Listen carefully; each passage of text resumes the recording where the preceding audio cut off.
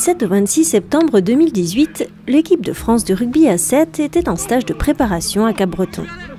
Cette saison 2018-2019 est très importante.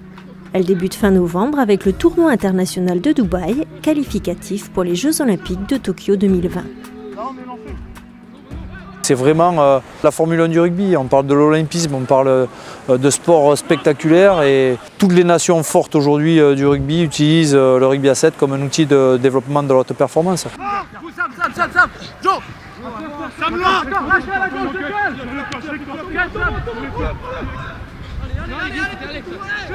En complément des entraînements au stade, pour approfondir leur préparation physique, les rugbymen ont bénéficié d'une séance de sauvetage côtier, assurée par 2 champions du monde. Je vous laisse la mer maintenant. Ouais, d'accord. Ouais, ils vont nous embarquer dans leur discipline. Puis, on va dire une dizaine d'années, je vais m'entraîner l'hiver en Australie ou en Nouvelle-Zélande pour m'entraîner dans les meilleurs clubs du monde. Donc, je pense que ça, c'est quelque chose qui doit vous parler pour être au contact des meilleurs, m'entraîner comme eux, avec eux et essayer de progresser. En fait, c'est un sport de polyvalence. Vous allez voir, il y a plein de disciplines différentes. Il y a de la nage, il y a de la course, il y a de la planche. Aujourd'hui, malheureusement, on espérait qu'il y allait avoir les petites wagonnettes pour vous. Bon, ça va être assez plat. Du coup, ce sera un peu plus physique. On est résident au Centre national de rugby à Marcoussis, l'INAS Marcoussis, et après on est quand même des globetrotters puisqu'on passe énormément de temps à l'étranger. On a passé plus de 220 jours en dehors de nos bases la saison passée. Et donc on s'approprie aussi des environnements un peu idylliques comme ici d'ailleurs, où il faut se mettre un peu dans une exigence extrême. Quand on part à Dubaï, à Singapour, à Hong Kong, ouais, c'est magnifique, c'est des belles destinations, mais l'envers du décor est rude, quoi. Le 7 c'est un sport très exigeant, donc on essaie de se mettre dans ces conditions hyper favorables, mais tout en allant chercher vraiment l'exigence de ce sport et de l'intensité qu'on rencontre lors des tournois. À Cap-Breton, l'équipe de France a pu profiter du Centre européen de rééducation du sportif, le CERS, situé au bord de la plage. On pouvait bénéficier de l'espace balnéo du CERS pour faire notre récup, de la salle de musculation. La restauration est juste là, l'hébergement est juste à côté, donc c'était vraiment facile de fonctionner au quotidien avec ces installations. Loin de leurs stades habituels, les rugbymen ont évolué dans un environnement nouveau, la plage, devenue leur nouveau terrain de jeu.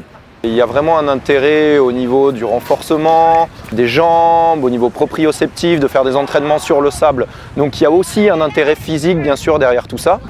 Et puis l'intérêt du sauvetage côtier, c'est qu'on a des épreuves en milieu terrestre, chose qu'ils maîtrisent plutôt, même si le sable c'est un peu particulier, et des épreuves en milieu aquatique, chose qu'ils ne maîtrisent pas du tout. Donc l'objectif c'était aussi de les mettre un petit peu dans la difficulté entre guillemets, voilà. Déjà, c'était dur tout seul sur la planche. Vous allez voir qu'à 2, si vous n'êtes pas capable de bosser ensemble, de vous écouter et d'être dans le même timing, ça n'avancera pas. Là, on va